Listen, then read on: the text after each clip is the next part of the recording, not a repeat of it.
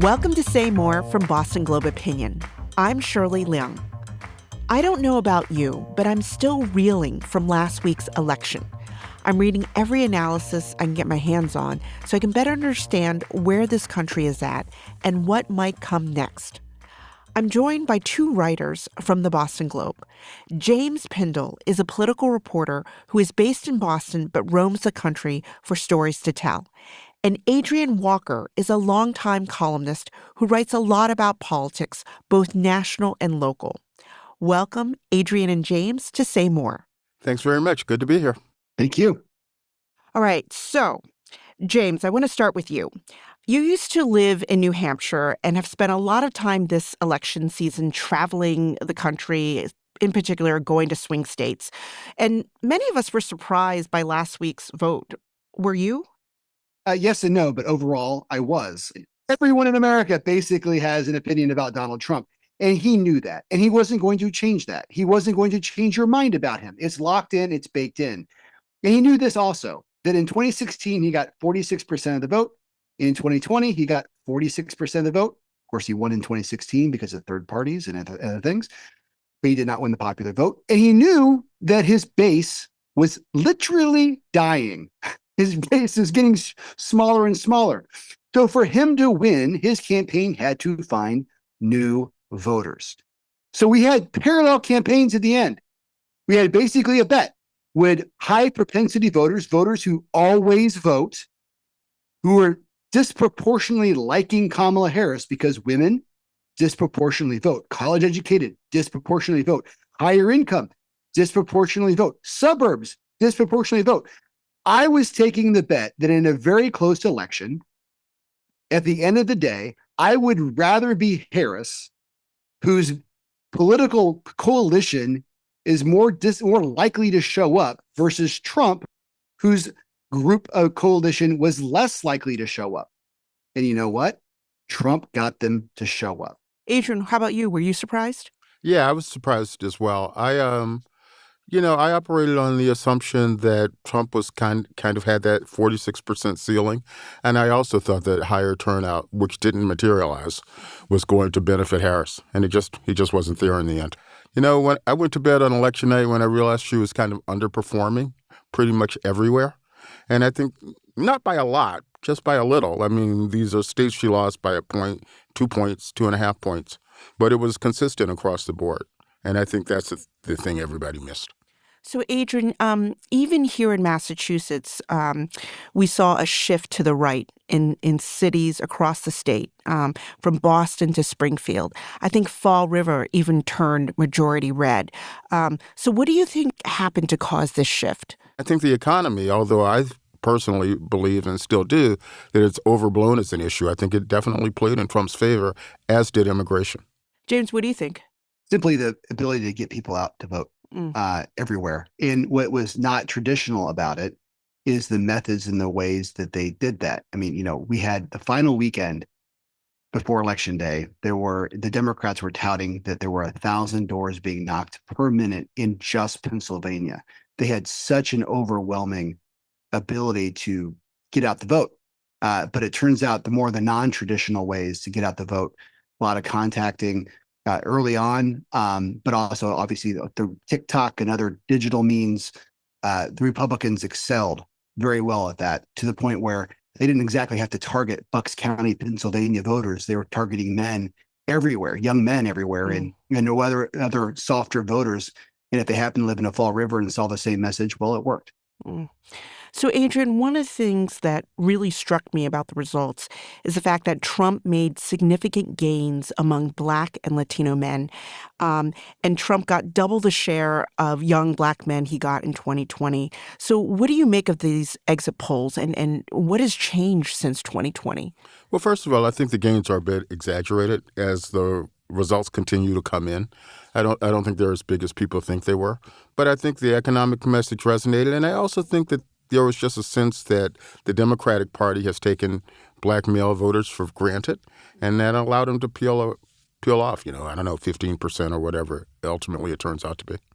So, Adrian, what I can't get over is that Trump uses a lot of racially inflammatory language. So why do you think Black and Latino voters seem to be okay with that? Again, I don't think we should overstate ho- this whole thing of Black and Latinos being okay with Trump's racially loaded language. Black voters voted overwhelmingly against Trump for the third consecutive election. So let's keep that in perspective, okay? I don't think anybody is fine with it, but I think that, Trump has been on the stage now in this role for, a decade. And I think people have come to accept his excesses in a way. It's come to be normalized. And it doesn't have the shock factor that it used to. I mean, even if you go back to 2016, I mean, Trump said a dozen things that you would think would kill a candidacy, and nothing ever kills him or ever seems to really hurt him. When I guess I did this last week with a few colleagues, Corinne Hajar and Joan Venaki, and we focused on women voters last time. And so, and no, I asked them, I mean, do you think Kamala Harris lost because she's a woman? I mean, James, I mean, how much was that a factor that maybe the U.S. We're not ready for a woman president? Look, race, class, and gender are dynamics at play in every election I've ever covered. They were obviously at play in this last election and pretty heightened terms. At the same time, every single exit poll tells us that it was really pocketbook issues and the fact that Democrats lost working class voters that really pushed it over the table, and that issues like abortion, frankly, and democracy are sort of elite tastes. It's a nice thing to discuss when you are economically secure. And if you're not economically secure, that is topic number 1, 2, 3, and 4, and 5. Was it a factor? Was America ready for a first female president? Well, in this particular case, if you say that you're not, I don't think Democrats really ever had a shot at winning you in the first place. And we're still a divided country. I'm not sure. Was it a factor? Sure. Was it the reason why she lost? Absolutely not. I take issue with quite a bit of this. And I will say this, I don't think exit polling is very good at capturing this. Okay. It always gets explained away as economic anxiety or this anxiety or that anxiety. Absolutely being a woman hurt her, and absolutely being a woman of color hurt her. And the fact that we can't precisely measure it, the fact that we can't say it cost her 2 points or 3 points doesn't mean it wasn't important. Mm-hmm. Mm-hmm. Well, Corinne and Joan didn't think she lost because she's a woman, though I think it did play a factor. I don't think it was the only reason why, but I didn't say it was the only reason, but I think it's a significant factor. I think it's a significant hurdle to overcome. it does matter, I guess, especially in a close race. Yes. I mean, do you think we'll ever see a woman president how about in Ever? our Yes. lifetimes? In our lifetimes? Yes, I do. Absolutely. So what would it take then? In fact, I would have thought we'd have a woman president before we'd have a black president, just because there are so many female voters, right? Right. Obviously, it didn't play out that way. But yes, I think we'll have a woman president. Someone said to me, "You need a Republican, a white Republican woman. That's who will be the first, the first You hear president." this theory a lot, but the problem with that is the GOP is not about to nominate any women. I mean, women have run for president in the GOP, and they That's all right. get crushed. That's right. James, what are your thoughts? What do you think? What would it take to elect a first woman president in the U.S.? Look, I don't necessarily separate it from what I think is coming next, which is maybe a transformational president. I mean, look, we are in a similar period in American history that we were in the late 1800s, and I don't have to go off on it, but we had a series of pretty unremarkable presidents that you probably can't even name. We were in a period of a tremendous income inequality, a lot of racial problems. Obviously, women couldn't even vote back then. But nonetheless, we also had a president lose re-election and come back and win, just like what happened. But after that period, then we had Teddy Roosevelt. We had a new person, new thinking. Clearly, America is not happy with either political party. They have not been happy with their choices. And I am more than curious. I am hopeful that something big is about to come around the corner.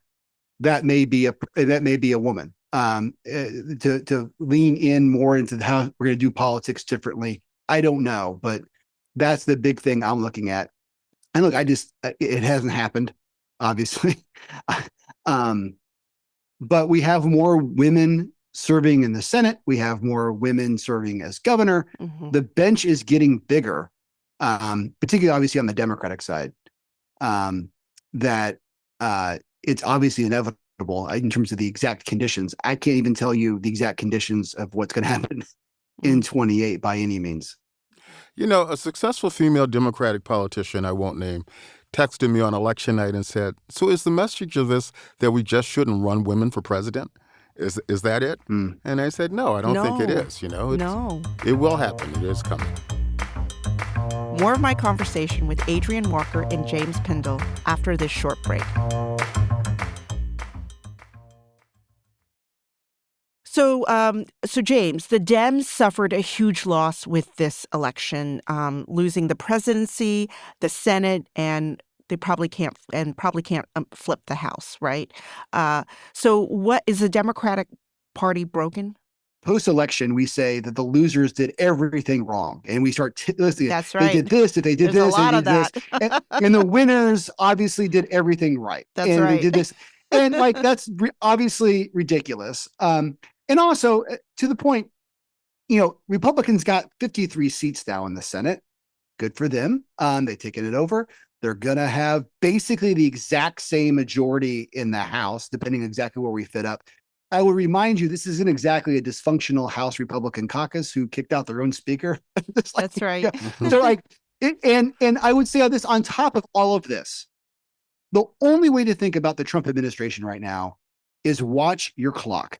Okay. There are 714 days between the time Donald Trump takes the oath of office and when likely, historically speaking, maybe it's not going to happen, Democrats at least take the House in 2026. So in terms of the time they get sworn in on January 3rd, 2027, 714 days. The time is limited. He enters office as a lame duck. So can Democrats come back? I mean, yes, I think we're too divided as a country to not have them come back. I don't think they're lost, but I do think that they need to reconnect in certain segments, large segments of the population. One thing Democrats specialize in after elections is overreaction. As we all know, there's now going to be panel after panel and study after study, and they'll be at the Kennedy School wringing their hands. Where did it all go wrong? The elites versus whoever, blah, blah, blah. You know what? James is exactly right. The midterms are 2 years away, and it can all change so quickly. I've seen these elections before. In 94, you know, the Democrats got wiped out. The Speaker of the House lost his seat. And in 96, Bill Clinton won the presidency. All right. So none of these things last for as long as we think they're going to. So Nancy Pelosi, I mean, she's pointing the finger at Joe Biden because he exited the race so late. So, Adrian, do you think that's fair? No, I don't think it's fair. And I am so tired of Nancy Pelosi, who I will stipulate is probably the greatest Speaker of the House in history. But my God, she's always right. It's always someone else's fault. Always, always, always. I mean, stop. Just stop. James, what do you think? On the other hand, I mean, I hear you, Adrian. On the other hand, this is why it's a good podcast, really. On the other hand, I mean, look, Joe Biden had a massive chip on his shoulder from the moment he was running for president. That he never got any respect. This is in 2020. Mm-hmm. Never got any respect. I mean, and then that is the backdrop to understand the most important moment in this campaign, which was those 2 weeks after the midterm election. And when voters were really upset about Dobbs and they registered that how upset they were. And Joe Biden said, nope, it's an affirmation of me. And this is why I can run again. And donors let him because they said, you saved democracy because you beat Donald Trump in 2020. I mean, I guess you can run again. If he had just taken the W and read the situation correctly and let for an open primary process, Kamala Harris, if she went through, would be by far a much better candidate and much better known and had her own identity in ways that she was kind of hamstrung in 108 days to do. So is Joe Biden deserve some responsibility for this? Yeah, he does. Wait, do you both agree that he couldn't run again, right? He shouldn't have run again. No, he shouldn't have run again. He definitely wasn't going to win again. I mean, every poll in the last midterm in 2 years ago had 60 to 70% of Democrats saying, no, Joe, you can't run again. You are too old. Democrats were saying this, but he didn't want to hear it. Mhm. So, Adrian, Senator Bernie Sanders up in Vermont wrote an op-ed for the Globe this week saying that the current Democratic Party has a fatal flaw. It's trying to be a party that simultaneously tries to represent the working class and elites. And Bernie says that doesn't work, and it just alienates the majority of the party's voters. I mean, do you think he has a point? No, I don't think. Well, do I think he has some point? Yes. But remember this always about Bernie. He's not a Democrat, okay? So, Independent. Bernie has been trashing the Democratic Party off and on for 40 years. I don't really buy the whole elite versus working class thing. I think the Democrats do have a problem in speaking to the middle of the country. Clearly, it goes back decades, but I don't think the issue is that they've gone too far toward the elites. When I think of Donald Trump, he's also Right. Who's working more class elite and than elite. him? Yeah, he went after work. He's also elite, but he also went after working class. But he had a more effective message to the working class, I think. Well, clearly he did. James, what do you think? What do you think of Bernie Sanders' op-ed? Did very well online here at the Globe. Well, number one, to Adrian's point, anyone who has a pet issue or pet cause or pet agenda are going to say, this is the reason why this didn't work. So, if you're a climate activist, it's because Kamala Harris didn't talk enough about the climate. Or, so Bernie Sanders is, this has been his economic populist message since day one. So he's going to say, this is what happened. There is truth to this part, though, which is that none of these Democrats who have been running, and I mean Hillary Clinton, Joe Biden, and now Kamala Harris, have had their own base. They're all trying to recreate the Barack Obama base.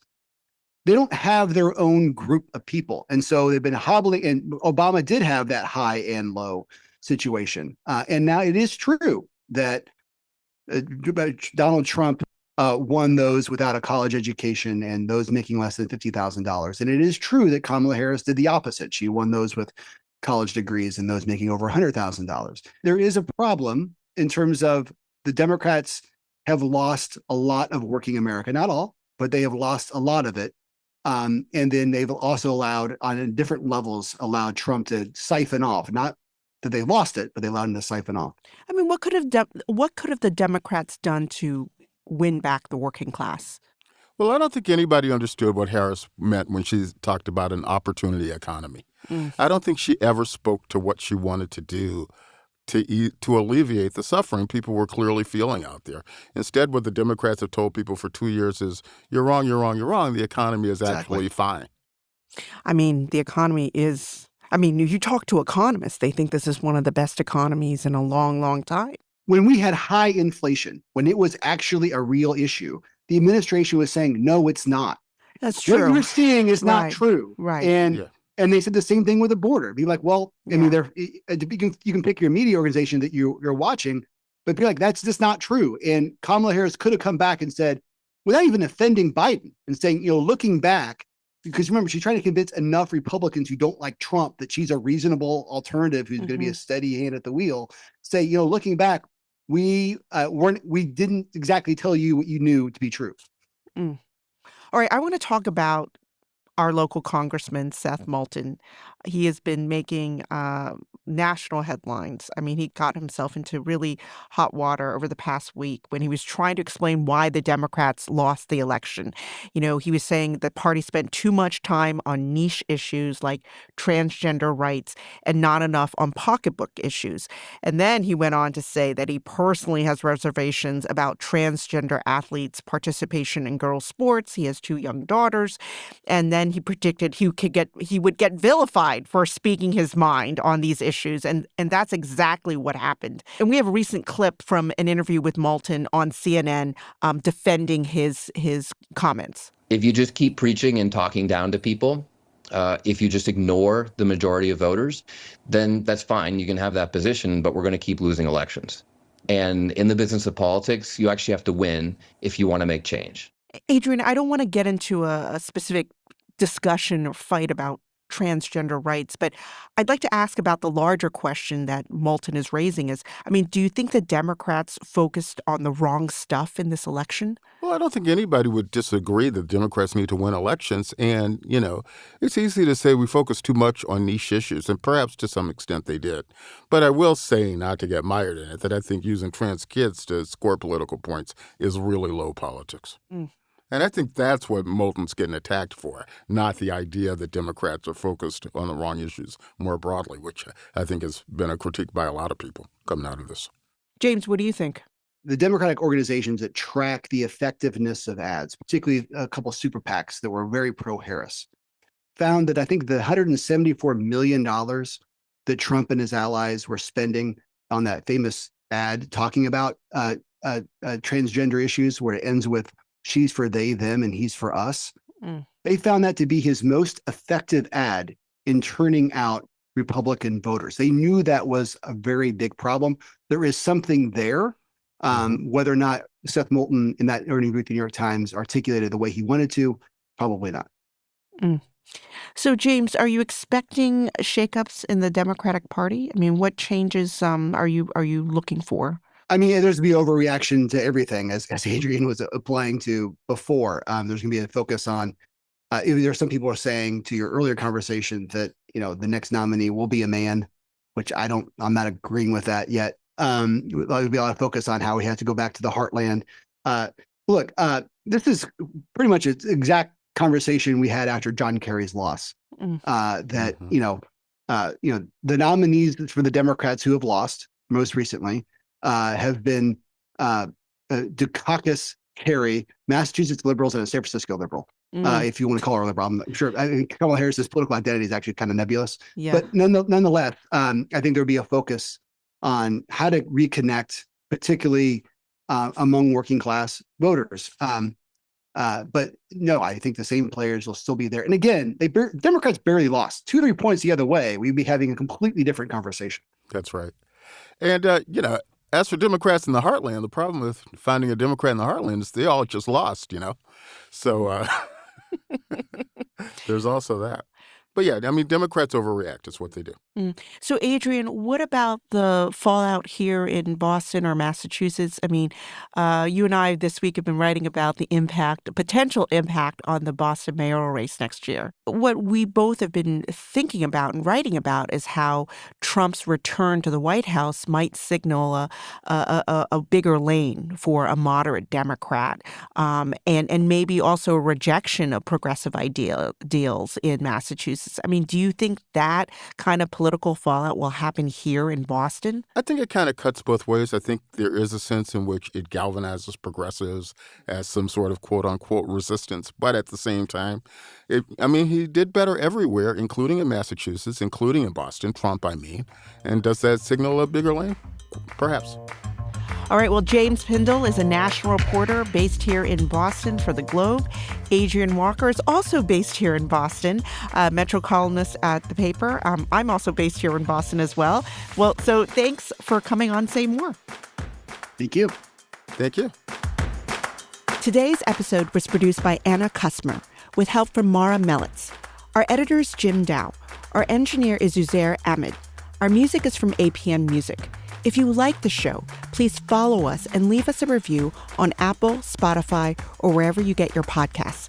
You can email us at saymore@globe.com. I'm Shirley Leung. Thanks for listening.